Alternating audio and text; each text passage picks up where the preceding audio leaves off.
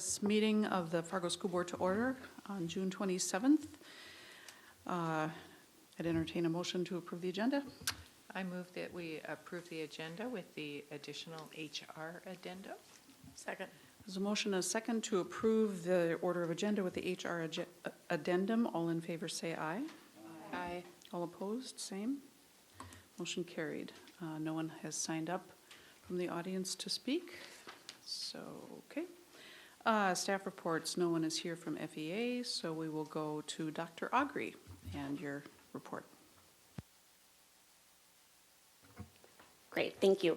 Tonight we're just going to share a little bit about some current student assessment data and also give you a quick reminder walkthrough about the strategic plan dashboard and how you can access that as either employees or as members of the public. So tonight we'll start looking at what this looks like from the public side. And so if you go to our main page and you click on the About Us tab,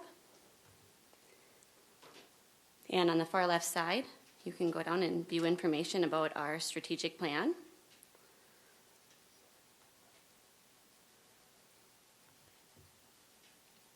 And this gives an overview of the history of when we created our new one, all of the results, our mission, our vision, and if you scroll all the way down to the bottom, there is a link to our dashboard, which is continuously updated and dynamic. If you click just on the far right side, this should look familiar.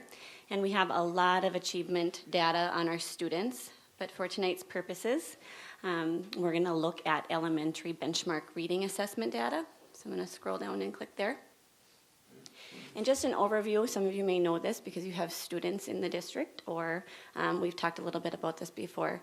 Our benchmark reading assessments are given K through 5. They're given twice a year, in the fall and in the spring. Our kindergarten kiddos don't take them. That would be kind of a complicated thing in August and in September, but they take it in the spring. It's a one-on-one assessment given by the classroom teacher, and it serves many purposes. It gives teachers the opportunity to observe reading habits of kiddos, book handling skills, reading left to right, fluency, comprehension.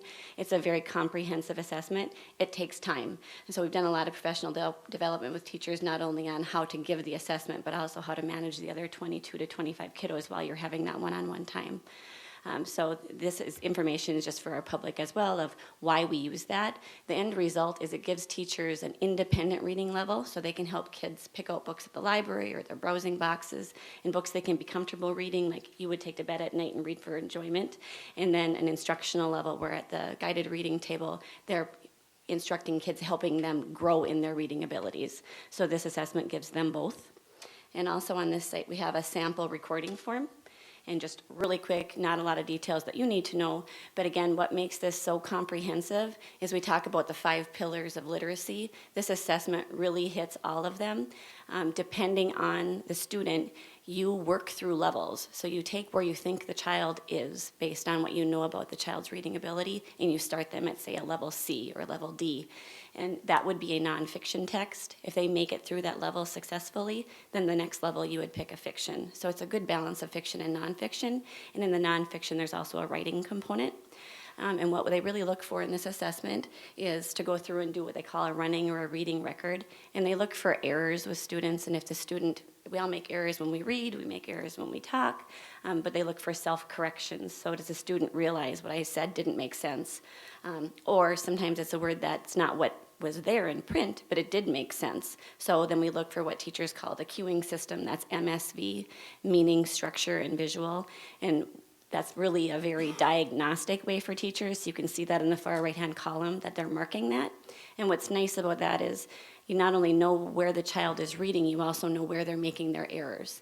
So if it's something that's meaning, they're not making sense. They're just reading as fast as they can, but they're not comprehending it to say, does that make sense to myself? So that's just some coding teachers do when they do this assessment. And then they're also looking for that accuracy rate, fluency score, and the fluency isn't just reading fast, it's reading for comprehension, pausing where it makes sense, and substitutions that make sense to them. So that's what the teachers do when they actually are giving the assessment. And then I'll just show you just some district level, but remember that you can look at all of the buildings individually, and then you can look at all of the grade levels that participate in that assessment, or you can go grade level by grade level. And if we hit submit, it shows 2 different points of data. And on the left side, you'll see the 1 year's growth, which is very common terminology that we use because we really want to celebrate kiddos who may or may not be at grade level, but they're still making growth. Because we all know that's very discouraging just to say, well, they're still behind, they're still behind. Well, if they're making growth, that's really something to celebrate. So if you just hover over these, you'll see the percentage of kids, but it also tells you how many kids participated in that assessment. So in this case, in 2012, 82.4% made 1 year's growth out of 3,508 kiddos. And the trend line is going up. You can click through here and say, out of all of them, how many females, how did they compare? You can look at our limited English proficient, our IEPs, our non-IEPs, and you can turn off the all and do some comparisons. So it's really a great piece of data that Stephen Duro has helped to build. And then on the right-hand side, this is the pure proficiency. So number of kiddos that met proficiency for their grade level. And how we determine that with this assessment is something that's very nice, and we rely heavily upon Heinemann, who produces this. Sorry, I went to the wrong one. We've also utilized this chart. It's color-coded, and you can see with the key. At each grade level, there are 4 different windows. We assess fall and spring, as I said, but you can also look as a continuum, and teachers are constantly evaluating kids and trying to see where they are in relation to the continuum. Winter is optional, so you'll see there is some winter data, but that's teacher by teacher or school by school. The green is we're exceeding expectations. Blue is meeting expectations, which is proficient. And these are level of texts that are unique to Fountas and Pinnell. But again, if you have an elementary student, you probably hear these terms of the reading at a level D, and we really want them to be at an H, for instance. And then we have the gray and the orange are kids who are reading below grade level. And what we've really tried to do again in that growth mindset is to set a year's growth for those kiddos. So even if you're reading below grade level, we still have a goal to get you at grade level. So we utilize that chart.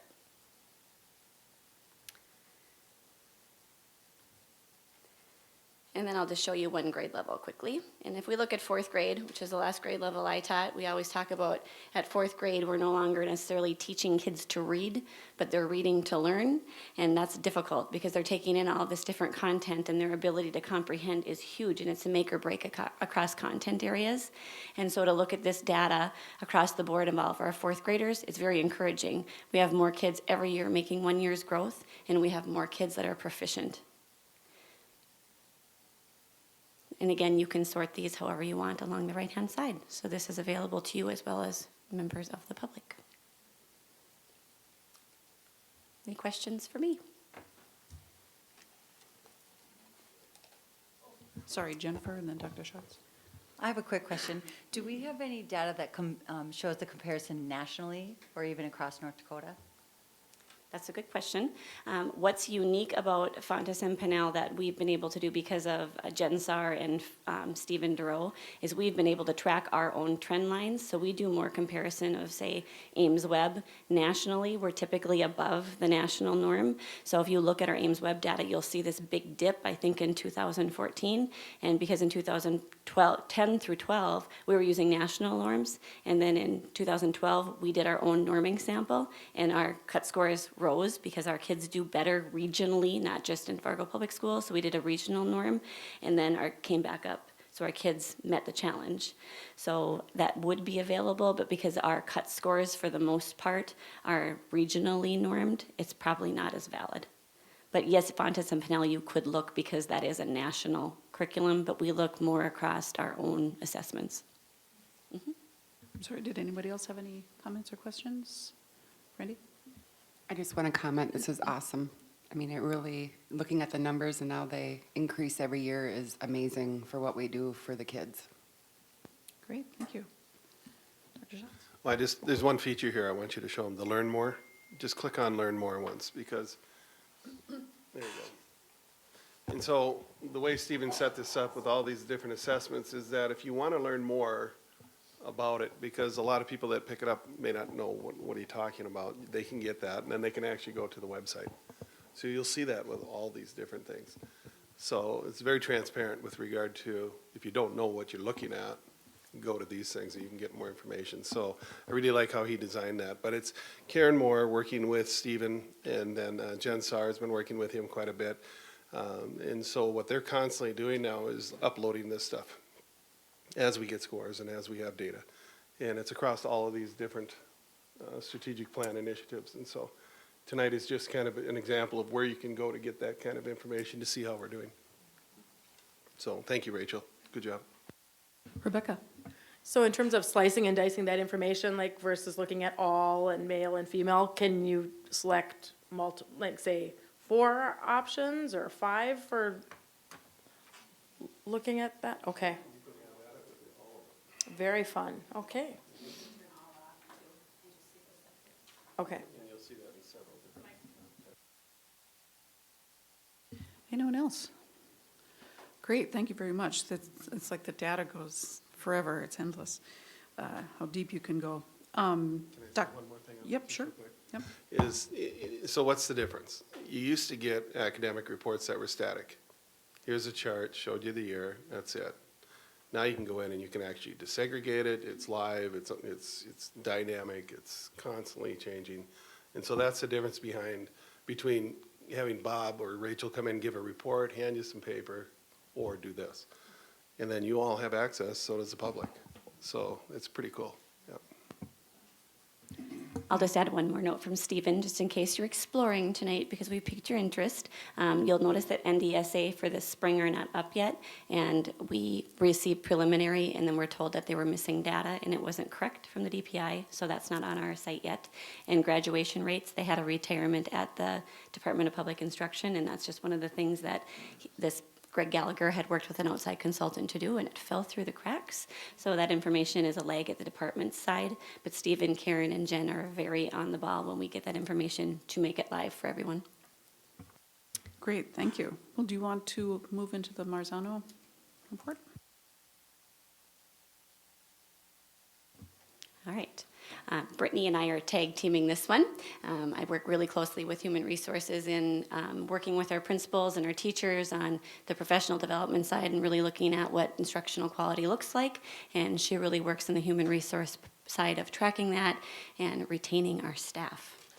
So just to start us off, why we're reporting to you. This is an EL, staff evaluation, so it's something that's required within our results to be sharing with you. It's also built into our strategic plan. It's initiative number 6 about administering an effective evaluation system for our teachers and for our administrators. And part of our indicators of success is that we would do an annual report to the school board. There's been a change this year in how this is reported out, and it's been a really good change.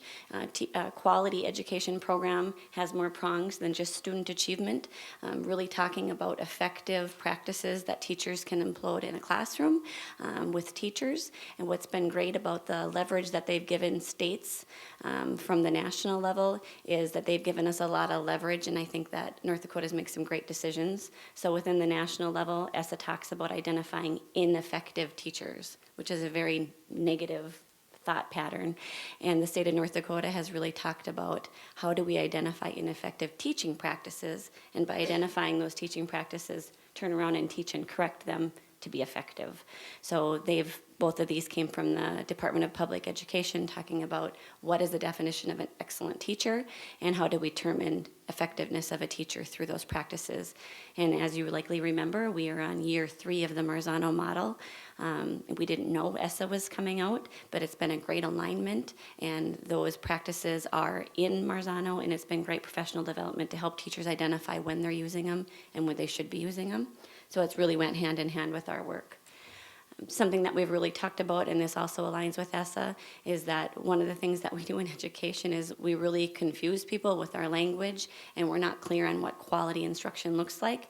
And this Marzano tool really gives us that language, and we focus on that vocabulary with our staff. And so why is that important? So if you think about, it's summertime and we should all be on vacation, and you think about, my vacation was awesome, where are you and what are you doing? Are you at the beach? Are you on a cruise? Where are you? Everybody thinks differently. So it's the importance of common language. Awesome means what in Fargo Public Schools? And just like with every other initiative that we're working on, we're really trying to align those arrows, and common language is a huge part of that. And I think ESSA is really strengthening the things that we have going on. I'm excited for 4 years from now. We have our next advanced ed visit, because I think that's something we celebrated, is that strategic plan has really helped us to align our systems. All right, and just as a reminder, I think you've seen this before, but just so everybody is aware, this is the scale that we use. So when our administrators, directors are doing their observations, they go into a classroom or they go into do an observation, they're looking at specific elements, and we'll touch on those, but what they're looking at in terms of a scale is the scale that you see in front of you. So they're using that scale that goes from a innovating all the way down to a beginning level. And then there's also the not using level. So that would be a situation where a strategy was called for but was not being used at all, but should have been used.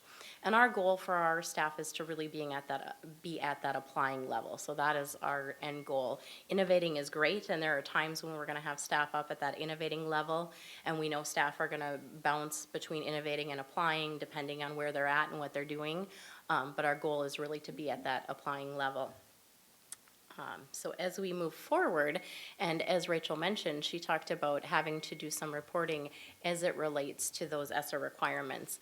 And it was kind of a scary thing when we looked at it. We didn't want to have to, you look at teachers that are ineffective, and we were really concerned about, well, we don't want to report out specific names or who's ineffective. It just has such a negative connotation to it. So when North Dakota looked at this and decided how will we report, we looked at taking a more generic formula to report out that information. So what we did is we took our observations, and we took all of those observations. So this year, when we look at classroom teachers, there were 6,832 elements that were observed over the course of the school year for our classroom teachers.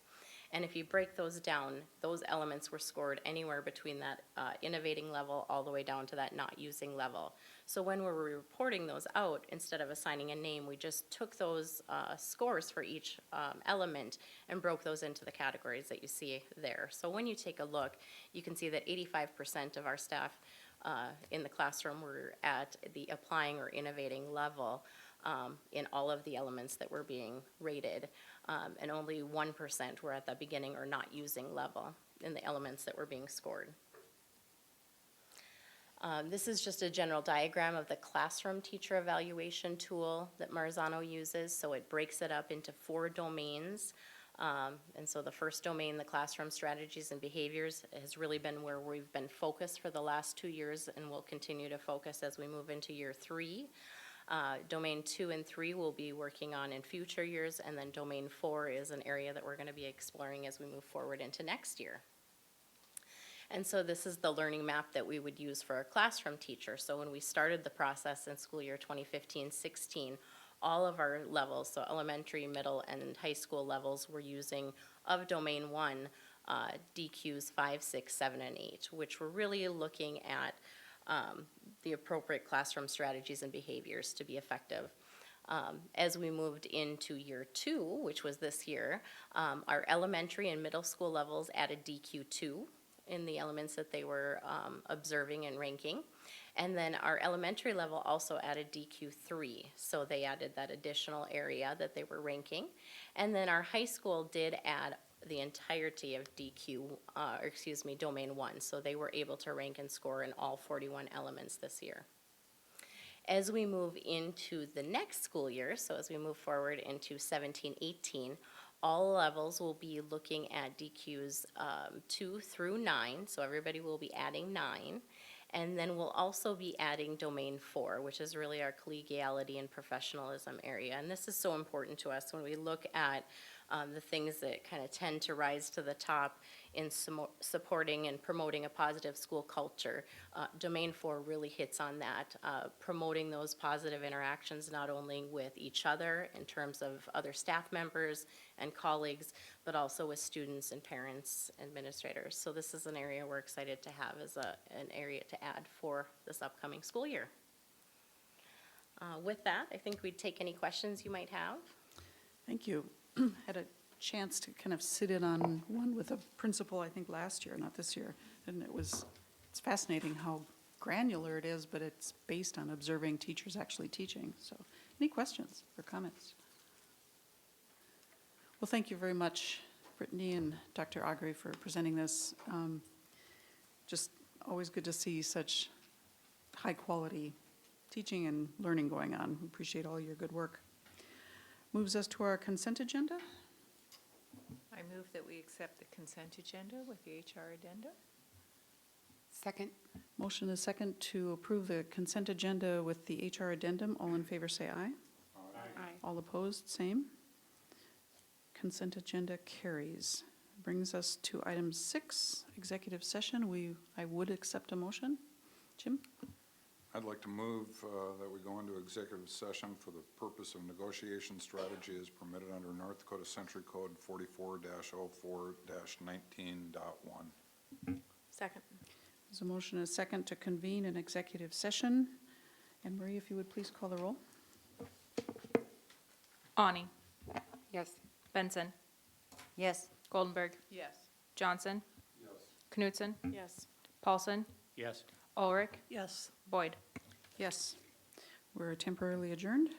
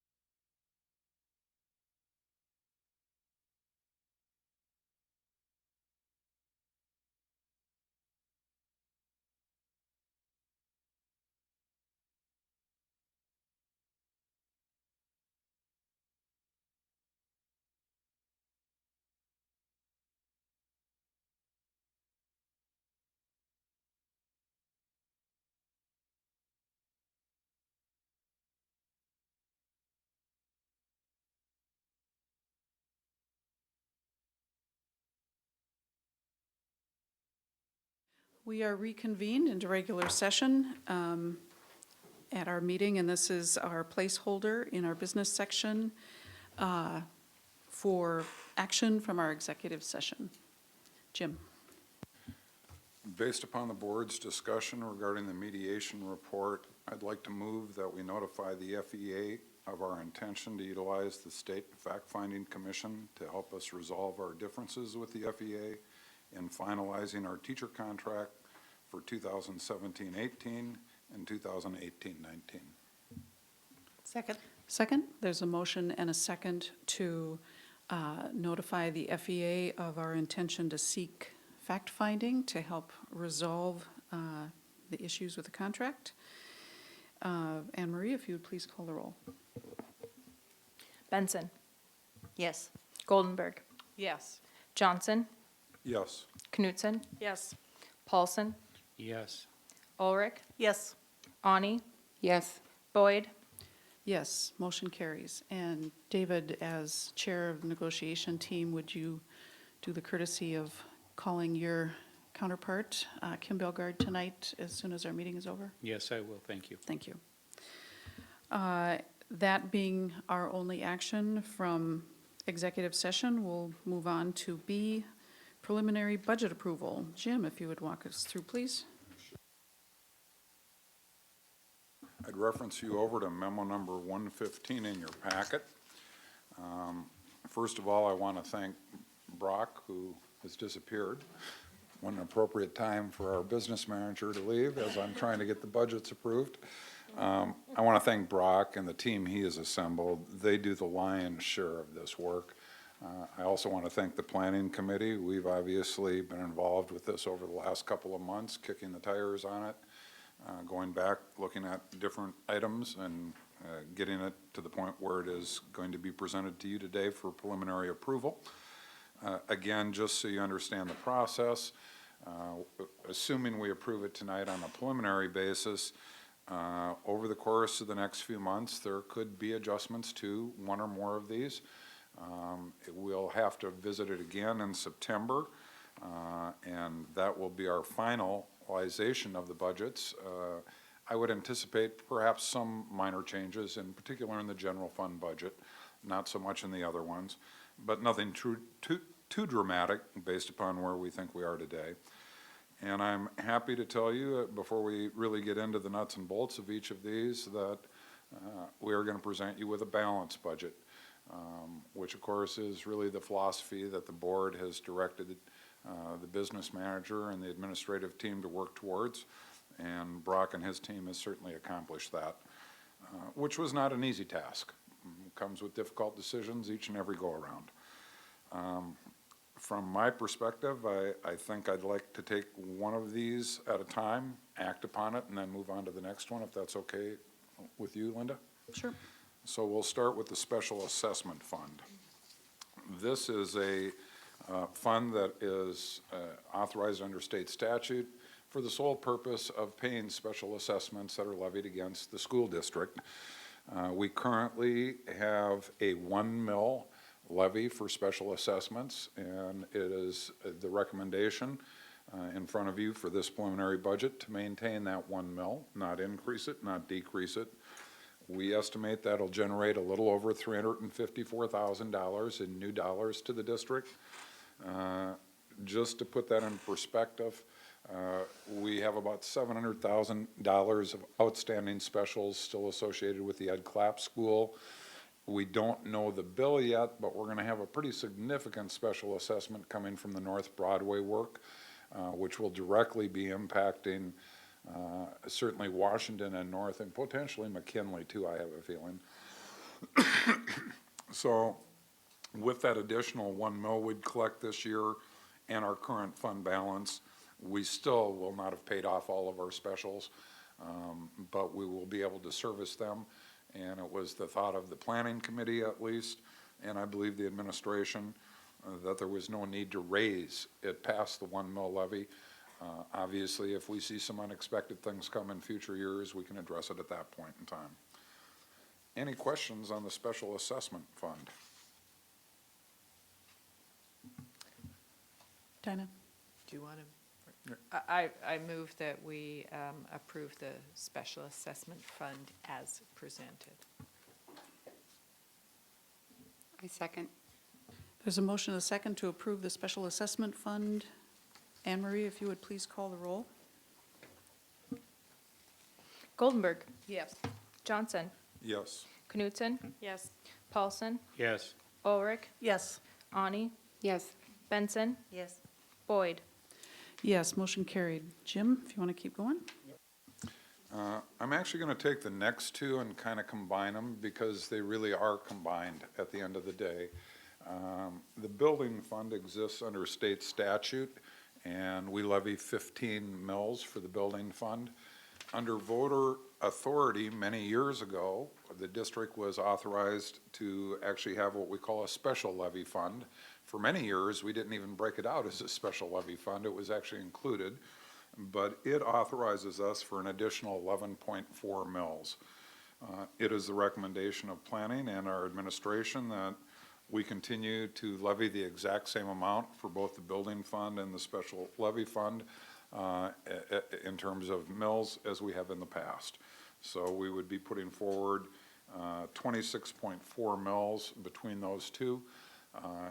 That will generate, from a revenue perspective, approximately $10,576,000 in change. And that really is the combined total of both the building and the special levy fund, which gets transferred into the building fund for the ease of paying off the expenses. We're anticipating the estimated debt service and the estimated contracted maintenance that will be taking place out of the building fund and the special levy fund will be $8,484,000, which should give us a fund balance that will grow slightly over the current balance. And of course, just so everybody's aware, it's that future fund balance that will be coming into play when we start talking about any changes to the footprint over at Discovery, which we know is something we have to address, and certainly for future building needs as those come about in the district. So with that, I'll open it up to any questions or any motion anybody would care to make. I move we accept the building fund and special levy fund budgets as presented. Second. There's a motion and a second to approve the building fund and special levy funds budget. Anne Marie, if you would call the roll, please. Johnson, Yes. Knutson, Yes. Ulrich, Yes. Ani, Yes. Benson, Yes. Goldenberg, Yes. Boyd. Yes, motion carries. The next fund in front of you is our Nutrition Services Fund. And as a reminder, earlier this spring, or maybe we'd call it late winter around here, in March, we took action to come into compliance with the requirement of increasing our prices to make sure we're in compliance with the federal rules. And those increases that were authorized by the board are certainly embedded now into the forecasted revenues of the food service, nutrition services budget. It is anticipated that our total revenues will be $6,159,085. And I say anticipated because we don't know for sure how many meals are going to be bought, how many are going to go a la carte, but we think that's a pretty safe forecast. And this is a balanced budget as well. The estimated expenses associated with our nutrition services program, staff, food, equipment, will be at $6,159,000 as well.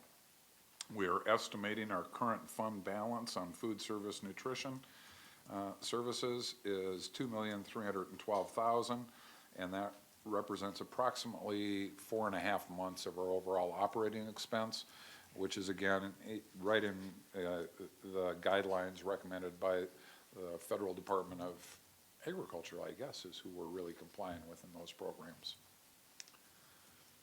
Thank you, Jim. Dinah? I move that we accept the Nutrition Services Fund budget as presented. Second. There's a motion and a second to approve the nutrition services budget. Anne Marie, if you would call the roll, please. Knutson, Yes. Ulrich, Yes. Ani, Yes. Benson, Yes. Goldenberg, Yes. Johnson, Yes. Boyd. Yes, motion carries. Now the big boy here. Yeah, obviously, the general fund is where the vast amount of our operating happens from, although a little bit happens out of the building fund on contracted maintenance. But this is really the day-to-day bread and butter expenditures that we as a district spend on our personnel, on our students, on our programs, on our activities.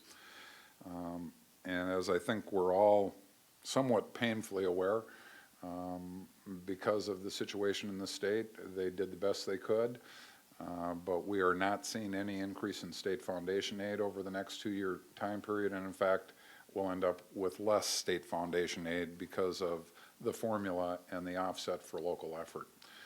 So overall, we're anticipating our general fund revenues will increase at approximately 1%. And our expenditures are going to be increasing at approximately 1%. What you have in front of you is a balanced budget. There are a couple of things in the actual budget numbers I want to point out in a moment, but first I want to put a reference point to some of the work that's been done here. To build this budget, obviously our business manager, his team, Dr. Schatz, the cabinet, needed to use a few assumptions based upon payroll in particular, which represents the lion's share of our general fund budget. So the assumption used in this general fund budget was to take the board's salary offer to the teachers, extend that proportionate amount of increase, which was slightly more than 1%, to the rest of the staff as well, which would be all of the other employees of the Fargo district. And so the salary lines inside this budget at this point in time use that as its reference point of increase. And that's applicable to all of the employees throughout the district. That in and of itself is actually more money than the new revenue, which really meant that Brock and his team had to really go through line by line in this budget to see where could they find potential savings, so we would be in a position to give approximately a 1% raise to our employees. And through a lot of creativity, a recognition of things don't always have to stay the same, and sometimes improvements can lead to efficiencies. They were able to do just that, coming forward with a balanced budget at this point in time.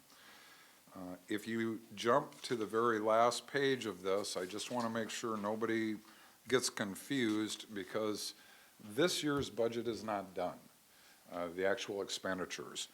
And as you go to the bottom here where you see the excess revenues over expenses, you'll see for this calendar year, it currently looks like we're going to end up with $2.8 million more revenue than we're spending. We really won't know that number till almost the end of July. It takes that long to close out the books on an organization of this size. And Brock's best judgment right now is he thinks it's going to be about zero. It might be a little above, might be a little below, but it's going to be within probably less than 1% of the entire budget. So for now, we're showing the beginning fund balance for our draft budget for 2017-18 at $30,185,000, same place we started this year with. That number will change once we finally close out, but we really won't know what it changed to until August. So I just didn't want anybody looking at this document saying, well, this math isn't adding up. It's because we're really not through all the expenditures for this calendar year. Any questions regarding the general fund budget? Any questions for Jim or Brock? Dinah? I move we accept the general fund budget, approve the general fund budget as presented. Second. There's a motion and a second to approve give preliminary approval to the general fund budget. And Maria, if you would please call the roll. Paulson. Yes. Ulrich. Yes. Ani. Yes. Benson. Yes. Goldenberg. Yes. Johnson. Yes. Knutson. Yes. Boyd. Yes, and thank you, Jim and Brock and the planning committee for all their hard work on this. Appreciate it. Brings us to policy monitoring. Thank you for everyone who filled these out. There were no comments. Unless anyone has any comments to make that were not included, I would entertain a motion for approval of all three together. I move that we accept the policy monitoring documents EL7, EL8, and EL9 as presented. Second. Motion and a second to approve EL 7, 8, and 9 as presented. And Maria, if you would call the roll, please. Ulrich. Yes. Ani. Yes. Benson. Yes. Goldenberg. Yes. Johnson. Yes. Knutson. Yes. Paulson. Yes. Boyd.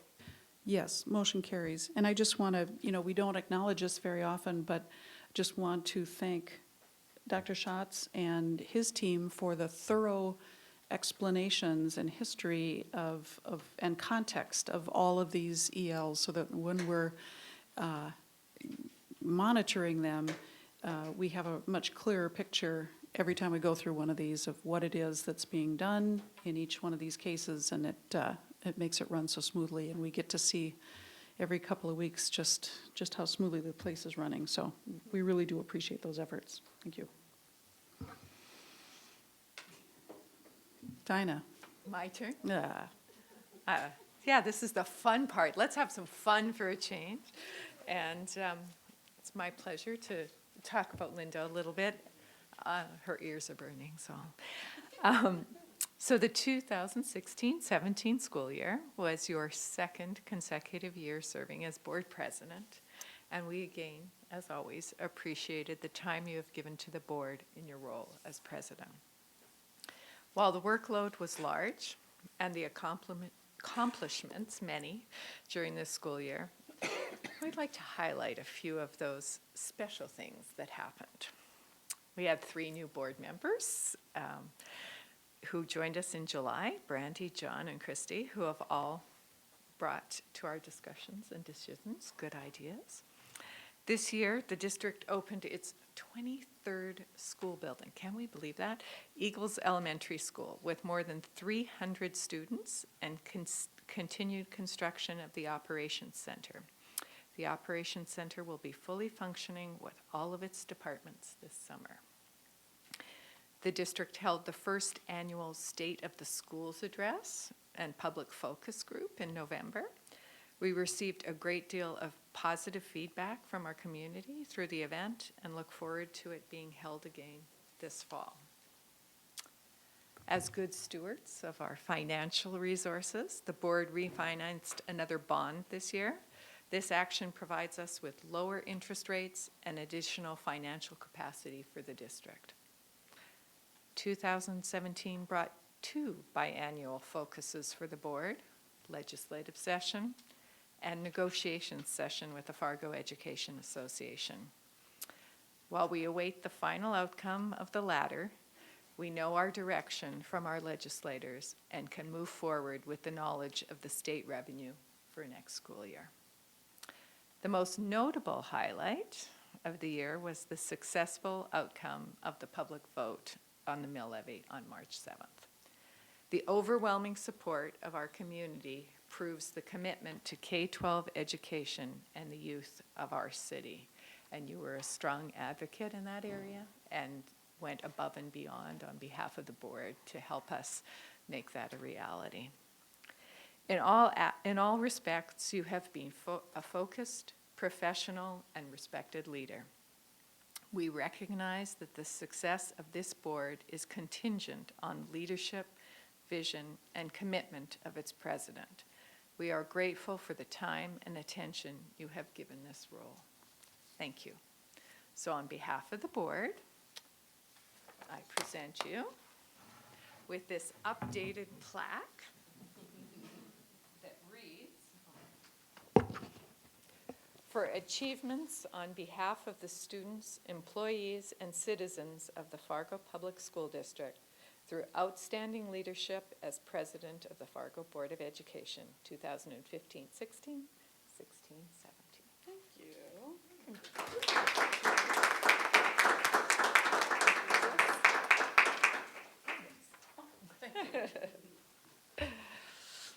Well, that's overwhelming, and hardly any of it was my doing. So it's very, we all had a wonderful year, and thank you all for all your hard work.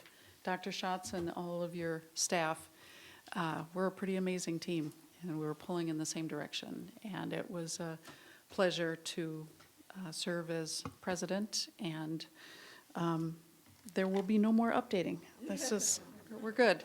So I have appreciated the opportunity very much. So thank you for your support and giving me that opportunity. I appreciate it.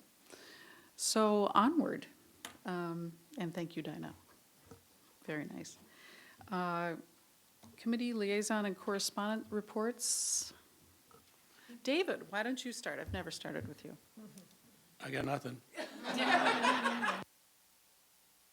Yeah, there we go. Christy. Ditto. I have nothing either. Quick around the horn. I love June. Jennifer.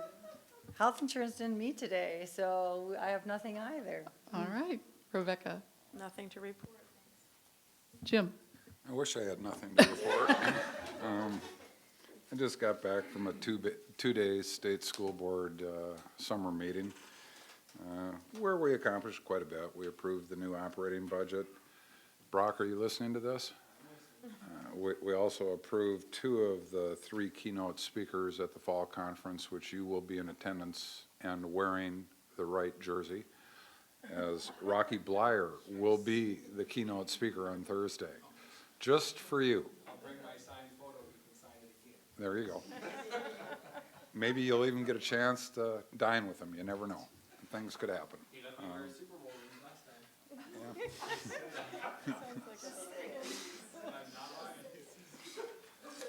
Anyway, it was a fun-filled meeting, to say the least, out in Bismarck. We have started the process of searching for a new legal counsel, and so that's unfolding. And in the interim, Annette, who was our previous legal counsel, is filling in.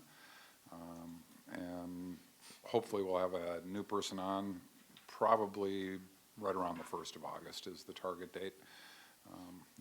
I think they had an ad even in the Fargo Forum over the weekend for the position, if I'm not mistaken. So it's out and about, and we'll see what comes in that regard. Planning committee did meet. You saw the results of that when we looked at the agenda and started approving different budgets.